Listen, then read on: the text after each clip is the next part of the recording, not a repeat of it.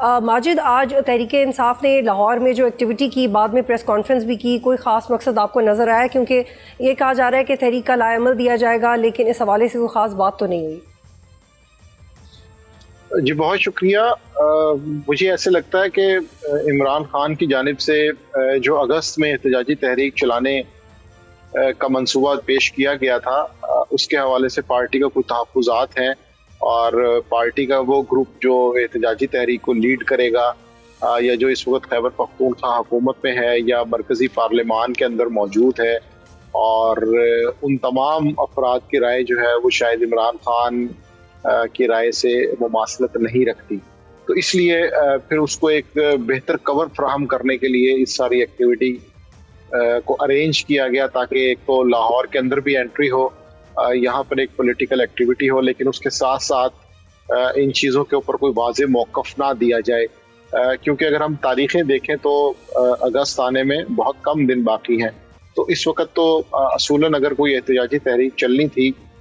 یا اس کی منصوبہ بندی کی جا رہی ہے تو اس کے پلانز ڈسکس ہونے چاہیے تھے، اس کو کس طرح سے ایگزیکیوٹ کیا جائے گا، احتجاجی جو کمیٹیاں ہیں اس میں کون ہوگا، کس قسم میں کون سا کام لگایا جائے گا، کہاں کہاں پہ جلسے جلوس ہوں گے، یہ چیزیں ڈسکس ہونی چاہیے تھی، لیکن یہ سارا کچھ ڈسکس نہیں ہوا۔ اس سے پتہ یہ چلتا ہے کہ کہیں نہ کہیں تحریک انصاف کی جو مرکزی قیادت ہے جو جیل سے باہر ہے، ان کے افکار میں اور وہ قیادت جو جیل کے اندر موجود ہے ان کے خیالات میں کہیں نہ کہیں کوئی فرق ہے، لیکن وہ فرق ابھی اتنے بڑے اختلاف تک نہیں پہنچا، تو اس لیے اس اختلاف سے پہلے چیزوں کو مینج کرنے کی کوشش کی جا رہی ہے۔ تو اسی کے سلسلے میں ہم نے یہ دیکھا کہ دھواں دار بیانات تو سامنے آئے،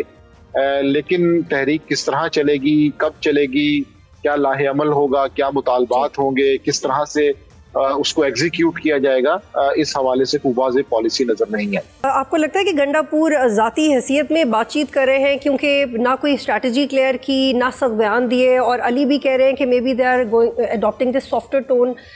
جسٹ ٹو نیوٹرلائز تھنگز، اور گنڈا پور کا اس میں اپنا پرسنل ایفرٹ ہے؟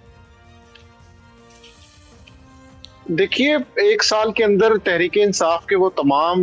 لوگ جو عقابی ذہنیت رکھتے تھے یا احتجاجی سیاست کے علمبردار تھے، انہوں نے اپنی تمام کوششیں کی ہیں جو کہ کامیاب نہیں ہو سکی، اور اس کا جو پیک ٹائم ہے وہ 26 نومبر کو ہم نے دیکھا ہے۔ تو اس لیے تحریک انصاف کے اندر وہ تمام لوگ جو جلسے جلوس احتجاجی سیاست سے معاملات کو حل کرنا چاہتے تھے، ان کو کہیں نہ کہیں پارٹی کے اندر بھی اس مزاحمت کا سامنا ہے کہ وہ اپنے طریقے سے مقاصد حاصل نہیں کر پائے، اس لیے ان کے اوپر ایک کویسچن مارک بھی ہے کہ آپ کی جو اسٹریٹجی تھی وہ کامیاب نہیں ہو سکی، تو اس لیے اب کسی دوسری اسٹریٹجی کو موقع دینا چاہیے۔ ہم نے دیکھا ہے کہ گزشتہ ایک سال کے اندر جو بھی مفاہمت کی بات کرتا تھا یا ڈائیلاگ کی بات کرتا تھا، اس کو پارٹی کے اندر سے ہی تنقید کا نشانہ بنایا جاتا تھا، اور اس کے حوالے سے کئی شکوک و شبہات کا اظہار بھی کیا جاتا تھا، لیکن اب کچھ نہ کچھ صورتحال اس طرح سے بھی بدل چکی ہے، جس طرح آج ابھی تازہ ترین جو عالیہ حمزہ نے بیان دیا کہ مجھے معلوم نہیں تھا کہ میں 2 دن سے کہاں مصروف تھی، جس طرح سے کہا جا رہا تھا، تو اس سے یہ پتہ چلتا ہے کہ وہ تمام لوگ جو احتجاج یا اگریسو پالیٹکس کرنا چاہتے ہیں، تحریک انصاف کی پارٹی لیڈرشپ کی میجورٹی